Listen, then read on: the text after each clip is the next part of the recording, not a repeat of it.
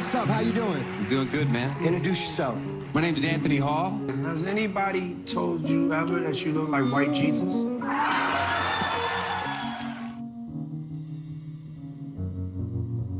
right, let's do this.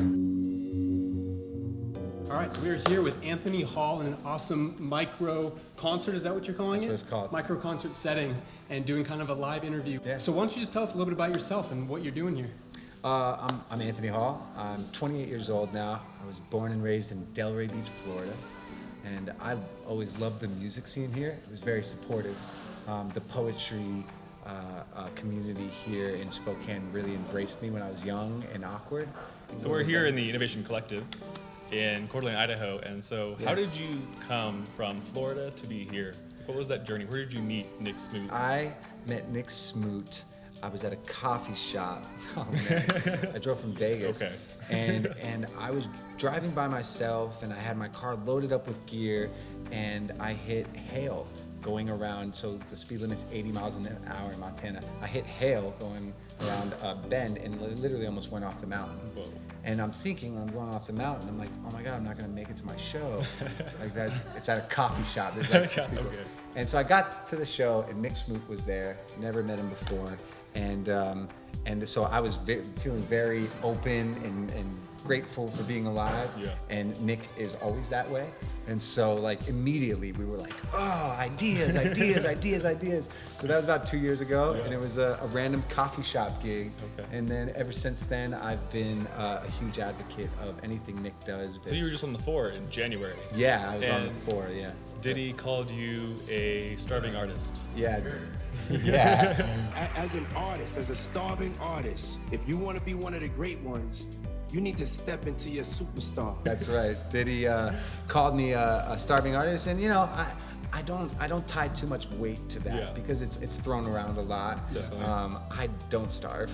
Everywhere I'm so glad to hear that. Everywhere I go, I'm provided for. You know, so and I didn't play music to make a bunch of money. I played Yeah. music because it was cathartic for me, and I played music because it helped me connect with you know, Definitely. lots of people all at once.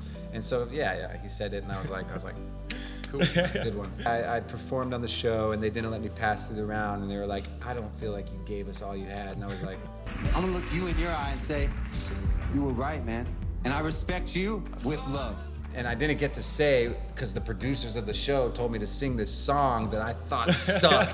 But like I was so nervous that, like, you know, these are the producers and they know how to do this, so maybe I should take their advice, Yeah. right? The most important thing that all of you should know, when you have a feeling, you just know something's wrong or something's right, don't ignore it. I mean, that's Trust great your advice. Even if it, yeah, even if you lose friends or connections or anything in the process, if I would have put my foot down and said, no, I'm not singing that song, I'm singing this song, there would have been nothing they could do about it. Right. Because Yeah. like the show was already scheduled and we were ready to go. So yeah, it was a valuable lesson that, like, I don't care about being famous. That lesson was Yeah. why I went on the show. So how would you compare that type of a massive scale experience to something where you're sitting in a room with 20 other people? Like, it's a very intimate setting. Interesting. How Yeah, would you compare that's that? a good question. Well, they're similar in a lot of ways, in the sense where what I witnessed behind the scenes, the chaos and the hard work and the passion that everyone, from the lighting director to the camera guys to like Right. everybody who's working on that show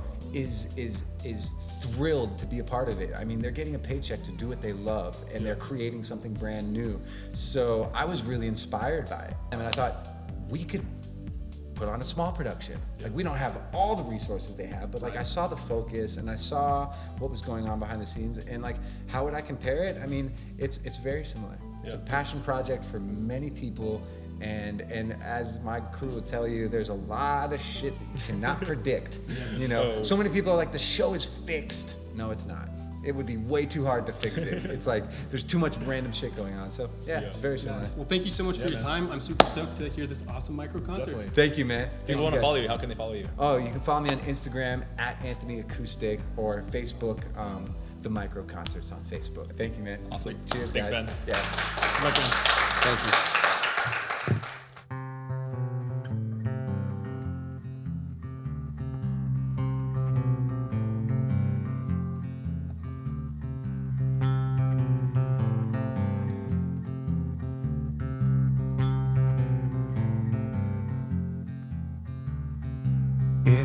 were somebody else, I'm afraid I would not be myself. You're the only thing that keeps me sane, but you're the only one that drives me crazy. You're the reason for calling this city home. You're the reason I wake up. You're the reason for I'm never gonna be alone. You're the reason I don't give up. Oh,